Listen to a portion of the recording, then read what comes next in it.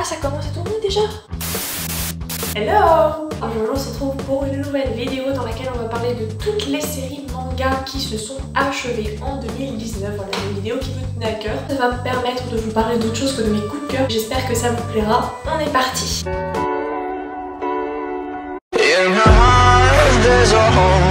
There's a black mark on her soul. In her hands is my heart. 'Cause the air she feeds me is damned. Got a touch like a thorn. 'Cause the girl she's hiding horns.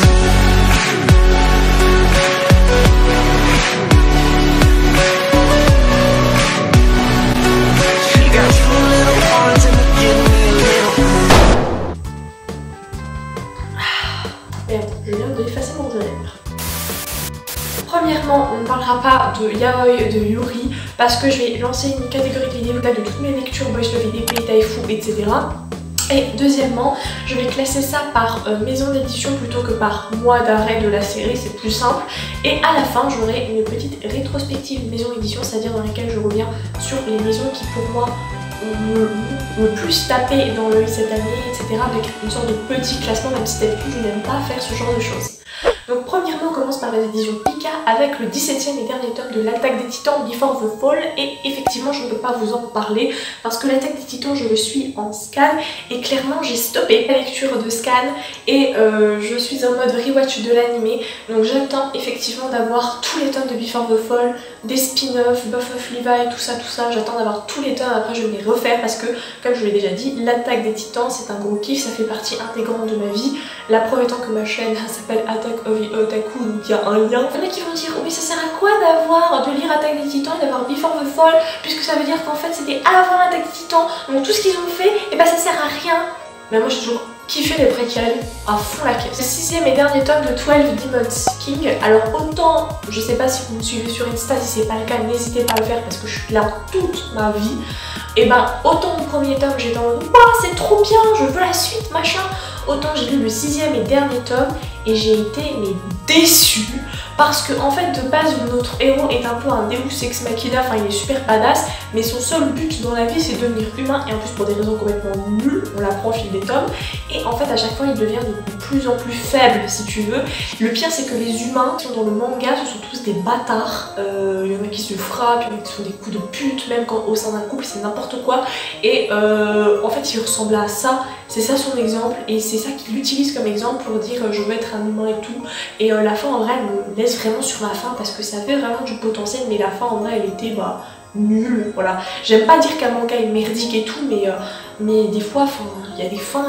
Le 8e et dernier tome de Shinobi Quartet, voilà, donc on a nos fameux 5 candidats au poste de Shinobi qui ont subi une grosse défaite sans la moindre pitié de la part de la mère Bujo, voilà, qui est le bras droit, enfin dans sa tête légitime. Et quand Ujo justement apprend la vérité sur la mère de Shoko qui est morte, voilà, et ben son envie d'être shinobi, voilà, d'être bras droit est complètement ébranlée. On assiste au dernier combat du manga et clairement c'est une histoire que j'ai genre adorée. Elle est vraiment à lire et à montrer à tout le monde. Voilà. Ensuite 7e et dernier tome de Jusqu'à ce que nos os pourrissent. Alors là c'est vrai que j'ai pas encore tout lu, je suis à la moitié, moi je suis au tome 3, j'allais dire 6 mais c'est pas la moitié, au tome 3, voilà, mais j'ai entendu autour de moi que la fin elle était vachement trop cool et donc du coup bah faut juste que je me précipite à le terminer mais déjà clairement le tout début est excellent et si on dit que la fin est tout aussi bien c'est que forcément elle l'est. Ensuite Divine le volume 3 parce que oui pour ceux qui ne le connaissent pas ou qui n'ont pas reconnu les couvertures c'est en 3 tomes et c'est par le créateur de l'Atelier des Sorciers.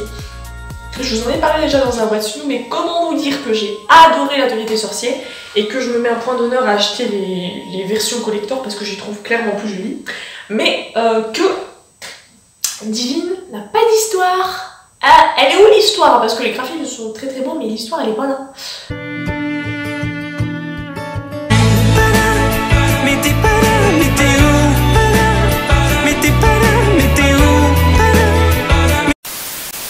De base, donc c'est une ange qui se dispute avec une démone et elles vont sur Terre et en fait on se rend compte que la démone agit plus comme un ange et l'ange agit plus comme une démone. Vous allez voir la vidéo What's New, vous allez voir en plus en détail le résumé si ça vous intéresse mais clairement j'ai pas trop aimé. Je sais qu'il y a, c'est mitigé sur ce manga, il y a des gens qui ont adoré et des gens qui n'ont pas aimé du tout. Moi j'aime les graphismes, mais clairement la série ne m'a pas tapé dans l'œil. Voilà, l'atelier des sorciers c'est genre une pépite, mais Divine à côté c'est lambda. Bon écoutez Psychobank, on en parle, le 4e tome, alors là j'étais choquée. Le tome 1 je pensais pas forcément aimer, voilà. J'ai vu un youtubeur en parler que j'aimais bien. Et puis après, ma meilleure amie qui est un peu dans les délires psychologiques en fait. Oui, le titre aussi. Mais moi j'ai un humour de merde. Bref, elle a adoré, donc j'ai lu et tout. Et le 4e tome, s'il vous plaît, vous avez des retournements de situation.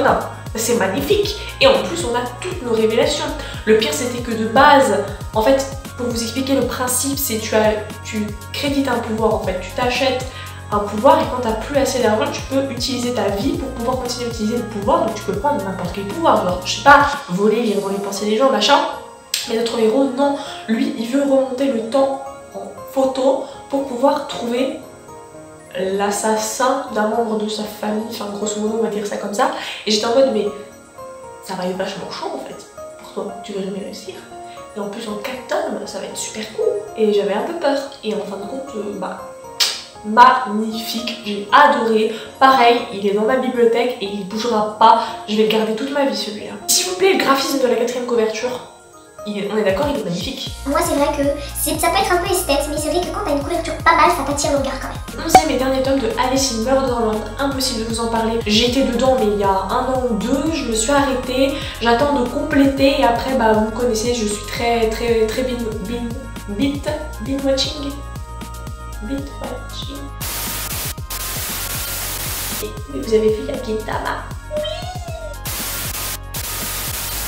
9e et dernier tome de Close to Heaven. Donc là c'est un manga que je n'ai pas en physique. Voilà, c'est un manga que j'avais lu en scan avant qu'il soit licencié. Voilà. Et j'ai aussi lu pour les derniers tomes, donc je connais déjà toute l'histoire. La fin, mais c'était en espagnol ou en anglais, je sais plus, mais bref, de toute façon j'ai compris, je parle les 2 langues. Une fin tellement magnifique, c'est pas forcément les personnages auxquels on s'attend, à qui il va arriver des trucs, voilà. Et c'est une histoire toute douce, les graphismes sont très beaux, même si c'est pas mon graphisme favori dans le shoujo, mais vraiment ça change et ça fait du bien.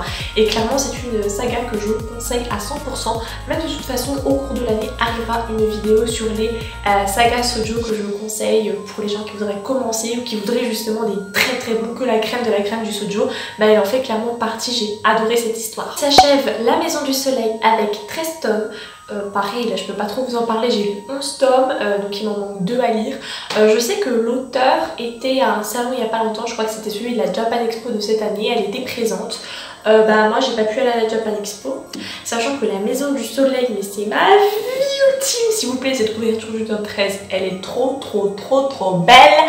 Voilà, et sinon j'ai demandé à une pote youtubeuse qui avait lu le manga comment c'était terminé, enfin elle m'a spoilé mais voilà, si c'était bien terminé et tout, et de ce qu'elle m'a dit, effectivement, la fin, elle me plaît énormément, elle est trop belle. La Maison du Soleil, c'est un classique du shoujo. Ensuite, on va parler des éditions Akata, Un pont entre les étoiles, qui a été terminé en 4 tomes, donc il est sorti cette année, il s'est terminé également cette année. Les couvertures, perso, moi je les trouve magnifiques, mais je vais pas m'étendre sur le résumé ni sur l'histoire, puisque je vous en parle dans une vidéo qui va arriver dans pas longtemps, voilà, vous verrez. Mais ce que je peux vous dire, c'est qu'au 4e et dernier tome, le titre prend complètement son sens et que c'est un coup de cœur, mais foncez les yeux fermés les amis. C'est le 7e et dernier tome de SOS Love. Donc l'année dernière je crois, Akata m'avait envoyé en format PDF le tome 1 et j'avais grave surkiffé parce que tout simplement c'est une nénette qui vient du futur et qui dit à l'année du présent, mais en vérité du coup du passé, puisque voilà c'est du futur et plus vieille, que attention, ton meilleur ami qui est l'homme de ta vie va se marier, il faut que tu fasses tout dans ton présent, donc quand elle est encore au lycée, pour le reconquérir, parce que sinon toi 30 ans célibataire machin, en plus tu voulais trop pas faire d'études, tu t'imaginais déjà mariée à 20 ans mais t'as 30 ans et t'es toujours alone quoi, donc il faut que tu fasses quelque chose parce que moi je suis en train de rater ma vie actuellement et du coup il va y avoir des quiproquos parce que quand même celle qui est du futur elle va souvent se mêler dans le présent et ça va, on sait très bien que quand on change le présent bah ça change plein de choses et voilà, il y a ça va créer des quiproquos et tout, mais cette fin elle était douce, elle était belle, oh là là, qu'est-ce que j'ai adoré, vraiment magnifique. Je me relirai bien sous la couette, quand il fait froid en hiver, voilà, je vais le relire, hein, ça c'est sûr, j'ai bien adoré. Good Night, I Love You, le volume 4. Alors j'ai pas pu le lire, le dernier volume, voilà. Pas grave, je l'ai inscrit en wishlist urgente parce que comme vous le savez, je vous avais fait une vidéo, je sais pas où ça paraîtra, sur Good Night I Love You tome 1 parce qu'il me l'avait envoyé en format physique cette fois-ci et j'avais adoré, un gros coup de cœur. Ma soeur elle a pas aimé, je sais pas trop pourquoi, elle m'a dit c'est lent, elle le slice of life c'est pas trop son délire et on m'a dit que la fin elle était mais à la hauteur des débuts, donc elle était très bien, que le manga avait une certaine constance, voilà, et que c'était très, c'est très émotionnel, voilà, donc les gens ont été très conquis par la fin. Ensuite il y a eu la fin de Bloody Delinquent Chainsaw avec son 13e tome, A Romantic Love Story, le 5e et dernier tome. Pareil, je ne l'ai pas du tout lu, il est en wishlist urgent tout simplement parce que ça parle d'aromantisme et cette année je me suis beaucoup intéressée à tout ce qui était asexualité, aromantisme. Il y avait eu aussi, je vous mettrai en barre d'infos, un reportage qui a été fait sur C'est mon choix je crois concernant cette façon de penser, voilà. Et donc du coup je voulais m'intéresser, quand j'ai vu qu'il y avait un manga chez Akata qui traitait de ça, j'étais intéressée parce que aromantique c'est les personnes qui ne voient pas l'intérêt d'avoir des relations amoureuses et donc du coup elles n'ont jamais éprouvé de sentiments amoureux, d'attachement pour quelqu'un. Et en plus dedans il y avait une de mes citations favorites qui était tout manga confondu, j'adore cette citation, c'est parce que l'héroïne est une femme qui est mangaka et elle a dit « Il n'y a que dans les mangas shoujo que une femme adore se faire plaquer au mur par un homme séduisant. Dans la vraie vie, dans la réalité, c'est complètement glauque et flippant. » Enfin c'était un truc qui sonnait comme ça quoi, mais moi clairement j'ai kiffé cette citation et je la trouve vraiment réelle. Moving forward, alors là je vous en reparlerai très certainement dans mes déceptions manga parce que je sais qu'il y a des gens qui ont genre dit « Ouah la fin elle est trop bien !» Et moi je suis totalement dans l'inverse, alors je sais pas si je suis bizarre, mais en fait je me suis dit déjà au niveau des tomes 8-9 ça traînait en longueur et là 11e tome je me suis dit what? Tout ça pour ça? J'étais pas bien. Je me suis dit bon ok, je fais quoi? Genre dans la série Le deuxième et dernier tome de Celle que je suis. Pareil, on m'avait envoyé le tome 1 que j'avais adoré, voilà, parce que ça se passe dans les années 80 je crois. Donc vu le thème qui est abordé c'est important puisque du coup c'est un jeune homme qui se rend compte qu'il aime se travestir en femme mais il n'arrive pas à le dire à son entourage donc il se cache en fait, il cache sa nature, il est amoureux de quelqu'un mais vous allez voir ce qui va se passer avec ce quelqu'un là, enfin ça va être compliqué. Et ce deuxième tome était excellent. Le manga, je vous le dis d'ores et déjà, je l'adore et je le garde dans ma mangatech. Par contre je n'aime pas la fin. Ouais, je sais, ça a l'air bizarre par rapport à ce que je viens de te dire, mais c'est la vérité. J'adore, mais en fait c'est juste que la fin ne me convient pas. Je la trouve un peu trop ouverte et pas assez conséquente, et pourtant ça n'enlève rien à la magnificence de l'œuvre. Ensuite on a Danganronpa le volume 4, inutile de vous résumer étant donné que déjà peut-être qu'il y a des gens qui veulent pas se faire spoiler, mais en plus il y a l'anime donc la plupart des gens aujourd'hui connaissent Danganronpa.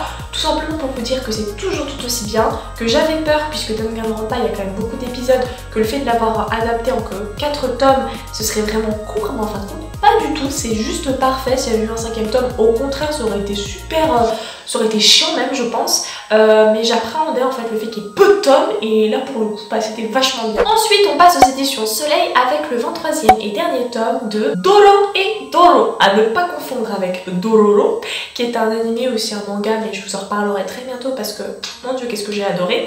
Mais bref, je sais alors je sais pas du tout de quoi ça parle, j'ai envie de vous dire, mais je sais qu'il y a un animé qui va sortir en janvier 2020. J'avais mes derniers tomes de Love in Progress qui était absolument magnifique. J'adore cette histoire, elle est douce, elle n'est pas non plus exceptionnelle, mais la fin te laisse pas du tout sur la fin, sans mauvais jeu de mots. Minako a enfin trouvé la réponse à ses questionnements, voilà, elle sait enfin qui elle aime, elle est au clair sur ses sentiments, voilà.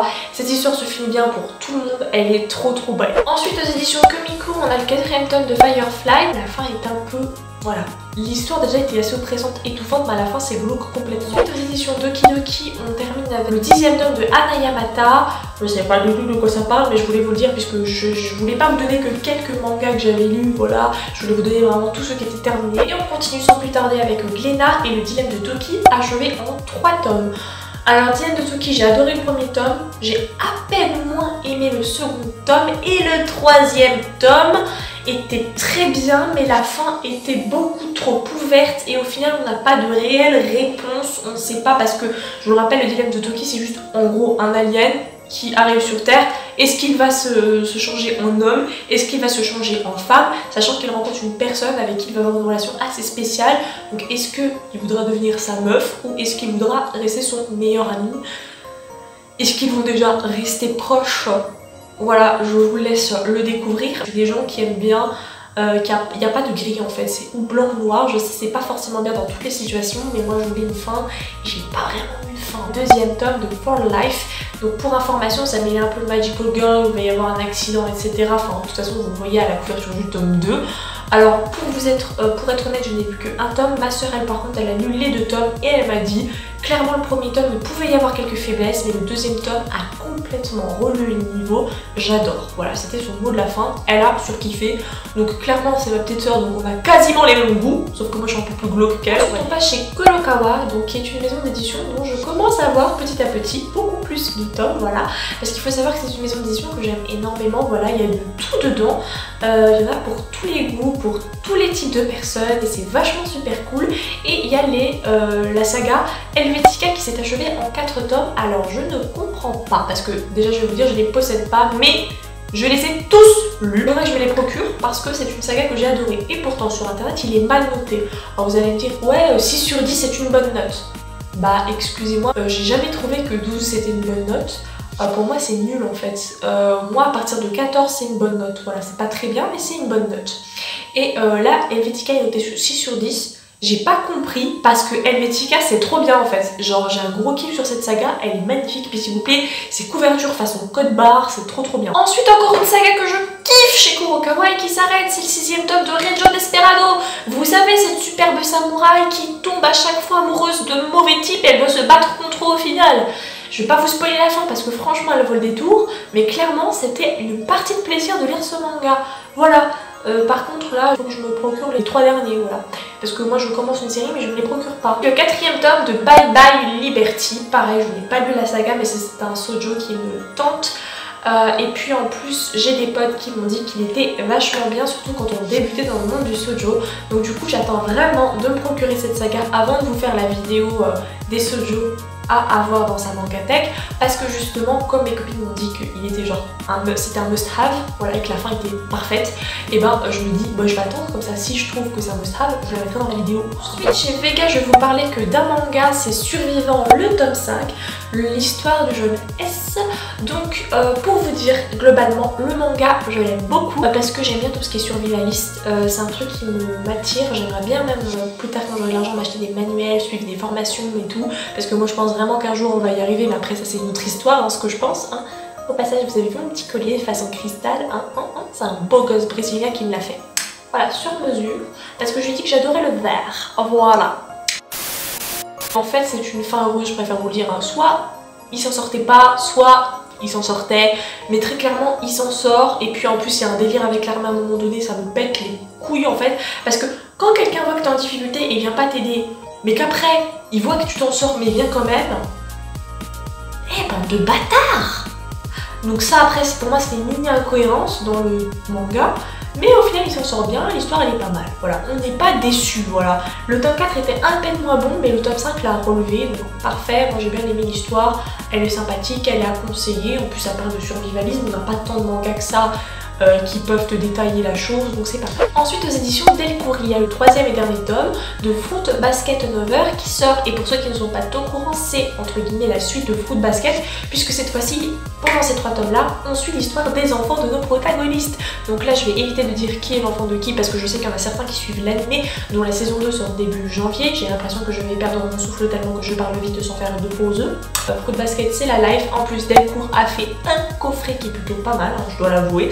Donc voilà, moi j'ai adoré. Par contre le seul point négatif c'est qu'en fait dans Fruit Basket ils étaient tristes de ne pas avoir leurs parents entre guillemets, genre limite on dirait que c'était des orphelins parce que genre les parents ils vivaient ailleurs, ils faisaient à l'extérieur, ils faisaient leur boulot et eux ils vivaient à l'intérieur dans la maison et ils étaient un peu tristes. Et du coup moi quand tu critiques tes parents comme ça, quand t'as tes enfants après tu te dis bah, je vais essayer de vivre avec mes enfants. Mais là non, encore l'histoire se répète, ils ont fait comme leurs parents, et bah les enfants des protagonistes de Fruit Basket vivent tout seuls dans la baraque, il n'y a pas leurs parents autour. C'est un peu dommage. Et s'il vous plaît, vous avez vu les jumeaux? C'est trop mignon. Ensuite, 14e et dernier tome de Kiss Him Not Me. Mais qu'est-ce que j'adore dans cette héroïne. Je me vois totalement. Parce qu'à un moment, j'ai eu une période où j'étais un petit peu bouboule. Et en plus de ça, je suis fan de Yaoi. Et en plus de ça, je vais éviter de m'étaler sur ma vie quand même, c'est un petit peu gênant, mais pour vous dire que je connais la fin, voilà, thanks to the scan, thanks to the anime, thanks to my friends, voilà, ce magnifique accent anglais, un petit peu allemand, alors que je ne parle pas allemand et que ça fait plutôt nazi, donc du coup c'est un peu raciste, ouais, un peu, je crois. Bref, je suis en train de me les procurer, mais j'ai des trous. Kiss Him Not Me, foncez les yeux fermés, c'est une histoire fraîche d'une meuf grosse, faut le dire. Elle a vu que son crush dans son anime favori est mort, elle a fait une dépression. On n'a pas les mêmes priorités dans la vie, jugez pas s'il vous plaît, vous savez pas ce que c'est quand l'homme de votre vie meurt sous vos yeux. Alice, Alice, my love. Oh my god, j'étais en dépression, j'étais pas bien. Elle revient, elle est en mode bombasse et tout, il y a tous les mecs qui lui tombent dessus tellement elle est trop belle. Bon, à la fin, elle finit quand même avec celui qui était le plus pas esthète, enfin celui qui a toujours été là avec elle dès le départ, voilà, mais parfait, belle histoire. Et il y a des scènes de yaoi, un moment entre fans, entre fuzochi, on se comprend, mais moi ça me rappelle des fois avec certaines potes qui aiment aussi le yaoi comme moi, on est en mode ah c'est trop bien, oui. Vous comprenez mieux pourquoi j'ai dit que dans cette vidéo j'éviterai de parler de yaoi, parce que vous aurez mes cris, mes rires et mes gros délires un petit peu chelous. Il y a Signal 100 qui est fini en 4 tomes, et là je vais même pas m'étaler, j'ai pas trop apprécié la fin. Et Diver. Ensuite chez Kiyun, qui est une maison d'édition qui cette année m'a fait voir de toutes les couleurs de manière positive, parce que cette année j'ai adoré Kiyun. Histoire sans fin, tome 3. Bah oui, il y a une fin finalement à ton histoire.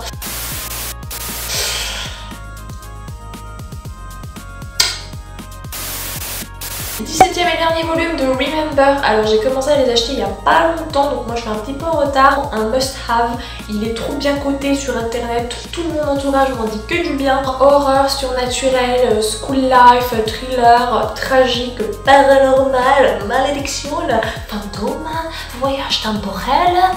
Pourquoi je fais toujours un accent nazi quand je fais la conne? Le deuxième tome de Barrage, qui était une série en fin de compte faite par le créateur de My Hero Academia, juste avant justement cette fameuse série là, et c'est plutôt pas mal, ouais, j'ai bien aimé. Par contre on voit pas trop les entraînements du héros, on sent que c'est un petit peu rushé et on sent surtout que le mangaka n'était pas prêt à ne faire que 2 tomes. On présuppose qu'il avait en tête 5 ou 6 tomes pour le manga, voilà, parce que entre l'info qu'on nous donne à la fin du tome 1 et ce qui se passe dans le tome 2, on comprend qu'il est tombé des nues quand on lui a dit que non, tu n'auras que 2 tomes. Mon gros coup de cœur Kiyun de cette année, c'est Black Torch, qui est terminé en 5 tomes. On sent clairement que l'histoire a été avortée parce qu'on nous donne des petites infos dans le manga qui laissaient présupposer qu'on pouvait avoir un autre arc, avoir une autre saison. Il est fini en 5 tomes, mais qu'est-ce que c'était pas un régal. Je vous dis, j'avais des trous dans toutes mes collections quasiment, mais une des toutes premières collections que j'ai complétées c'était celle-ci parce que je surkiffe. Je pense plutôt que c'est parce que comme c'est samouraï, un peu ninja, c'est pas samouraï, c'est plutôt ninja, et que c'était au moment au Japon où terminer Naruto, bah c'était pas trop kiffant pour les gens, donc du coup ils ont avorté la série, ça se sent, mais pourtant ça a du potentiel de ouf. Des fois je trouve quelques délires à la Bleach, voilà. Et puis je pense surtout que Kiyun a pris ce manga pour nous introduire un nouveau mangaka dans leur catalogue, puisqu'il y a la série Heart Gear avec des mechas, avec de la dystopie, donc vraiment tout ce que j'aime, et tout ce qui est en même temps à la mode en ce moment au Japon pour mon plus grand plaisir, qui est l'auteur de Heart Gear, comme je viens de vous le dire, qui est une saga qui elle va durer longtemps je pense, et je vous en avais parlé sur Instagram. 14e et dernier tome, Kazane la voleuse de visage. C'est une saga que je surkiffe, que tout le monde me survend, la fin était explosive et en plus il y avait une édition limitée avec laquelle vous pouviez avoir une nouvelle inédite de l'auteur. Évidemment je suis une grosse beauf et une pauvre otaku de France, c'est pour ça que le hashtag existe. Ensuite le 11e et dernier tome de Him. Que dire à part que c'est une magnifique fin, j'aurais peut-être vu un 12e tome, mais on a les révélations qu'il faut. C'est une histoire coup de cœur, elle s'est fait longue à se terminer, mais elle est vraiment trop bien. J'ai hâte. Ensuite on passe chez Kana avec le 3e et dernier tome de From End. Vous avez vu dans mon haul, j'ai été folle tellement j'adore ce manga. La fin était, mon dieu, absolument exceptionnelle. Voilà, je n'ai pas les 2 derniers tomes en format physique. Ensuite, 11e et dernier tome de Log Horizon, parce que je sais que c'était mon délire en même temps que je regardais SAO, de regarder Log Horizon, et que les dessinateurs, les scénaristes ont fait 2 mangas que j'aimais bien. 14e et dernier tome de Ninja Slayer, ça je peux vraiment pas vous en parler parce qu'on m'a dit ou tu l'achètes ou t'es morte, parce que apparemment c'est de la tuerie intersidérale, donc il faut que je le lise. Je fais confiance les yeux fermés à la personne qui me l'a conseillé, alors que d'habitude j'aime bien faire mon propre avis. Les derniers tomes de Après la pluie, donc là en vrai j'ai été déçue parce que c'est encore une histoire où on peut dire tout ça pour ça, mais en vrai on le voyait venir, on voulait un happy ending, kiss machin, mais après ça pouvait être tellement mal interprété, tellement détourné, tellement too much, mais au final on finit sur une note assez positive de poursuivre dans la vie, jamais abandonner ses rêves, etc. Il y a certaines réponses qu'on n'a pas nécessairement, on peut les déduire et les comprendre tout seul. C'était une histoire vraiment très légère, très sympathique, qui faisait passer un bon moment, l'anime était trop bien. Mais voilà, c'est pas non plus un manga ultra indispensable parce qu'on kiffait tellement sur le milieu et par rapport à la fin, ça te déçoit un peu, t'as un petit pincement au cœur parce que t'as beaucoup aimé l'histoire et la fin elle est pas comme tu la voulais quoi. Il y a Mon Ex tome 2, voilà, comme je vous l'ai dit, j'avais adoré cette histoire. En ce moment, pareil, c'était certainement pour introduire un nouvel auteur parce qu'il y a un petit ami pas si parfait que ça qui sort et il me fait trop envie. Il y a aussi Dog End, le tome 5 qui est sorti. Autant je vous ai dit, je vous avais fait le parallèle. Ah oui, il y a aussi le dernier tome de Fool's Paradise qui est sorti. J'étais en mode Fool's Paradise est trop bien écrit, mais j'aime beaucoup moins que Dog End. Bah là c'est plutôt redevenu l'inverse. Parce que Dog End au final, à la fin, est-ce que t'as une fin? Non. Est-ce que t'as eu un scénario? Non.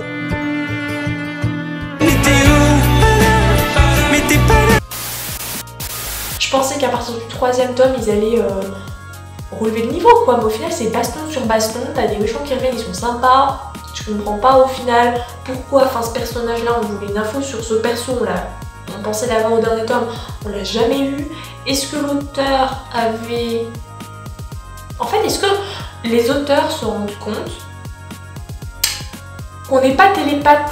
On fait des théories sur internet, on discute entre nous, on s'imagine certaines fins, mais on peut pas non plus savoir ton scénario de base que tu avais dans ta tête quand tu as créé ton manga. Et là clairement c'est baston sur baston et t'as pas trop d'histoire. Alors la baston j'adore ça, mais quand il n'y a pas trop d'histoire au bout d'un moment, voilà. Au moins si c'était dans un manga où tu avais des lycéens qui se tapaient dessus pour savoir qui était le plus fort. Je veux bien comprendre, parce que c'est le but de cette histoire-là, de ce type de manga-là. Mais ça, c'est pour Dog End, je t'avoue que j'avais des attentes. Ensuite, Ototo, 4e et dernier tome de Vie Isolator. Je me suis fait spoiler il n'y a pas très longtemps par un collègue de Instagram sur la fin de Isolator et notamment sur ce qui est arrivé à la fille. Ça m'a hypé de fou. Je suis contente qu'elle soit terminée en 4 tomes parce que je voyais pas la série aller genre au-delà de 10 tomes. Un bon petit kiff, je sais que ça n'a pas forcément marché, mais moi perso j'ai adoré cette saga. Ensuite, tome 7 de Alderamin of the Sky, je sais je suis en retard, je vous ai mis que le tome 1 sur Instagram alors que j'ai déjà lu tous les tomes, voilà. Mais clairement, est-ce que je peux vous dire que je surkiffe? L'anime déjà était une surprise pour moi magnifique, j'ai adoré, il est dans mon top. De toute façon, quasiment tous les mangas de Ototo qui ont un animé, j'adore. C'est rare que j'aime pas du tout. Franchement, il n'y a jamais eu une œuvre de chez Ototo qui m'a rebutée, je dirais. Ensuite, chez Kaze, et c'est con parce que j'aime beaucoup Kaze, mais cette année, j'avoue que, à part The Promised Neverland et Platinum End, je crois que j'oublie rien, mais sinon c'est que ça m'a pas tant marqué que ça. J'ai pas beaucoup lu chez Kaze et c'est très con parce que j'adore Kaze. Surtout qu'en plus, ils viennent de sortir le dernier tome de Bestiarius, il y a même un coffret. Clairement, j'aimerais bien m'acheter le coffret parce qu'il est vachement beaucoup trop beau. J'arrête pas de voir des trucs sur internet, mais dingue, je veux le même. Alors effectivement, il y a un petit délire à la Alice, mais ça tourne pas que autour de ça. Clairement, les 5 premiers tomes, un kiff total. Le 6e tome, moyen. Bon, mais pas excellent. Donc clairement, oui, Wonderland, je te le dis, même si la fin, voilà, elle est normale, sans plus. Je peux vous le dire que Wonderland est vraiment très sympa et qui m'a fait bien kiffer et que je vais le garder dans ma mangatech et que même je le recommande. Et voilà, j'ai terminé de vous parler de tous les mangas qui sont parus cette année. Maintenant, je vais pouvoir faire une petite rétrospective maison d'édition. Donc en gros, ça consistait à vous donner mon top parce qu'il a changé cette année. Je ne cite jamais, je ne fais pas de top de maison d'édition mais plutôt de mangaka, plutôt de manga, voilà. Et là, je voulais revenir dessus parce qu'il y a eu, je trouve, cette année était une bonne année, une année de changement, une année de tournure, voilà. Le manga pour moi a pris une nouvelle tournure cette année. L'année prochaine ce sera une année absolument fantastique. Il suffit de regarder déjà les nouveautés qui sortiront en janvier, en février, etc. C'est insane, j'ai envie de vous dire. Voilà, en 2010 on a eu une petite tournure où on commençait à avoir un essor du manga en France. Là clairement c'est un truc explosif qui nous attend, je vous le dis, enfin je le sens au fond de mes tripes, au fond de moi-même. Donc pour vous dire, ma première maison d'édition, je vais vous donner que mon top 5 et après je vais parler des autres maisons d'édition. Ma première favorite c'est la maison Kana. Je vous ai dit j'ai quasiment que des mangas de chez Kana parce que je surkiffe Kana. Je trouve tout mon délire, tout ce que j'aime là-bas. Il n'y a pas une œuvre que je n'aime pas du tout. Bon c'est vrai que Dogen j'étais un petit peu déçue comme vous l'avez vu, mais je suis en train de perdre ma voix. Mais Kana, j'adore. De toute façon, il y aura une vidéo, et c'est pour ça que je voulais vous en parler maintenant, une vidéo quasiment par maison d'édition où je vous parlerai des meilleures œuvres pour moi dans ces maisons d'édition là. Deuxième manga d'édition favori, et ça va peut-être en surprendre plus d'un, c'est Kiyun. Il y a beaucoup de dystopie chez eux, et pas que la dystopie, il y a beaucoup de survival game, il y a des genre Tsugumi Project, tu vis sur une île et tout, enfin... mais moi j'adore ça, mais vous savez pas à quel point les films, les séries, les romans que je lis sont quasiment que dans ce délire là. Il y a plein de mes auteurs favoris qui sont édités chez Kiyun. Il y a aussi My Hero Academia qui est édité chez Kiyun.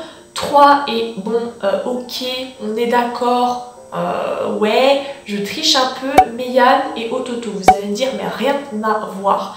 Ouais mais justement, j'ai pas pu me décider parce que Meian c'est dans le côté historique, guerre, machin, c'est un truc qui est très prégnant chez moi et j'ai été choquée de voir qu'il y avait plein d'œuvres chez eux qui au final je pensais pas forcément me diriger vers ces œuvres là et j'ai adoré ces œuvres. De toute façon il y aura une vidéo qui va sortir dans pas longtemps sur leurs œuvres chez eux, vous allez voir, je vous en parle en détail, mais j'ai déjà fait une vidéo sur Kingdom et Angol Moïse, n'hésitez pas à aller la voir si c'est pas déjà fait, mais j'ai adoré. Et justement Toto c'est chez eux quasiment, comme je viens de vous le dire, que du isekai, que des trucs en relation avec des jeux vidéo, enfin c'est des mangas qui souvent ont des adaptations en animé et que j'ai surkiffé, ça fait partie de mon top, ça fait partie de ma vie, ça fait partie de mon cœur. Ototo, j'adore cette maison d'édition, punaise. Quand je dis Ototo, je dis souvent Ophelby parce que Ophelby, il y a les light novels qui sont édités chez eux. Quatrième maison d'édition que j'aime énormément, c'est H2T. Hydra de tête, donc c'est une maison d'édition qui est plutôt récente et je vais vous en reparler, mais j'avais déjà fait une vidéo sur Scarlet Soul et un update lecture manga où je vous parle aussi notamment de The Isolated Zone et de Euterpe, et c'est une maison d'édition qui met à cœur d'éditer des auteurs européens et je trouvais ça vachement bien, et comme je l'ai dit dans l'un de mes derniers posts Instagram, l'édition est très qualitative, les couvertures sont toujours belles, etc. Les gens aussi à l'intérieur de la maison d'édition, ils sont joyeux, on communique bien, enfin c'est vachement sympa, et clairement c'est une maison d'édition qui m'a surprise au plus haut point, et clairement de toutes les œuvres que j'ai lues, je les ai toutes kiffées en fait. Donc ça va être compliqué de trouver un truc à redire aux maisons d'édition H2T, voilà. Juste peut-être qu'elles sont pas assez mises en avant, et moi j'aimerais bien les mettre un peu plus en avant, voilà, parce qu'elles sont vraiment trop bien. Et cinquième et dernière maison d'édition, ça va vous choquer, mais moi je suis fan de Panini, et beaucoup de gens vont me dire mais attends, ils ont abandonné plein de séries, ils éditent que des trucs vieux, moi j'ai revendu toutes mes séries parce qu'on n'aura jamais la suite, parce que voilà ils vont plus donner de signe de vie. Et ben je suis désolée, moi j'ai trouvé plein de coups de cœur, Sojo ou même pas autres, d'autres types de mangas chez Panini. Je suis une petite sorcière parce que je me suis toujours dit que Panini, elle allait revenir et elle allait faire une entrée fracassante. Et je sais pas si c'est vrai, c'est une théorie que j'avance, mais le fait d'avoir acheté la licence Demon Slayer et que l'anime ait fait un buzz, et donc du coup tout le monde voulait acheter les mangas, donc du coup ils ont réédité le manga, et ben je pense que ça leur a remis le pied à l'étrier parce qu'ils ont annoncé leur retour en 2020 avec plein de nouvelles séries, et moi je suis très contente parce qu'il y a des séries que j'attends de compléter depuis longtemps. Il y en a d'autres que je rêvais et que j'osais pas acheter parce que j'ai vu que c'était abandonné, et au final ça n'est pas abandonné, je suis trop contente. Et voilà, Panini, j'étais sûre qu'ils allaient revenir. Et je suis sûre que l'année 2020, ce sera leur année. Et clairement, j'aime cette maison d'édition de tout mon cœur. Voilà, j'en parle pas beaucoup, mais j'ai des coups de cœur chez eux, tels que effectivement Demon Slayer ou encore Prison Lab. Il y a des mangas plus vieux, mais je vous ai dit, il y aura une vidéo dédiée sur Panini, voilà. Donc c'était mon top 5. Après, voilà, il y a plein d'autres maisons d'édition. Vous êtes peut-être étonné que j'ai pas mis Taifu ou Boys Love IDP parce que je surkiffe le Yaoi, certes c'est vrai, mais je les aime tous les deux. Voilà, je ne sais pas, j'ai des coups de cœur autant. En plus, il y a un truc qui est drôle, genre quand je suis en automne-hiver, j'adore lire des mangas Taifu, et quand je suis en été, en printemps-été, j'adore lire du boys love. Ensuite voilà, il y aura donc c'est une rétrospective parce qu'on va parler des casiers, comme je vous l'ai dit, j'ai pas beaucoup lu mais je vais rattraper mon retard. Il y a Akata qui a aussi changé son logo et tout, et c'est Akata qui m'a donné envie de faire des vidéos rétrospectives maison d'édition parce que justement ils ont dit qu'ils voulaient arrêter de genrer leur manga mais qu'ils voulaient tout autant que les lecteurs puissent aller vers ce qui leur correspondait le mieux, et donc du coup ils avaient fait une vidéo sur ce sujet là, donc je vous la mettrai en barre d'infos, qui était trop bien, et j'avais vu un commentaire qui était assez négatif et absolument pas constructif en disant mais qu'est-ce qu'on s'en fout que vous nous parlez des gays ou que vous changez vos logos machin, un truc vraiment qui m'a énervée, mais la personne avait répondu de manière neutre en réexpliquant son propos, etc. Et je me suis dit mais ils ont raison en fait. Akata, vous avez entièrement raison. Et en plus, quand on sait que chez eux, il y a des mangas vraiment faits pour tout le monde, il y a le label What the Fuck, mais aussi des mangas qui te parlent de choses actuelles, qui te parlent d'aromantisme, qui vont te parler de harcèlement, de comment on se cherche soi, et c'est vraiment trop bien fait. Et c'est pour ça que j'ai eu envie de faire une vidéo par maison d'édition, parce que comme ça, je vais parler des particularités des maisons d'édition, parce que j'ai remarqué certaines choses dans leur ligne éditoriale, et voilà, c'est quelque chose qui me plaisait à cœur, et c'est vraiment la maison Akata qui m'a donné envie.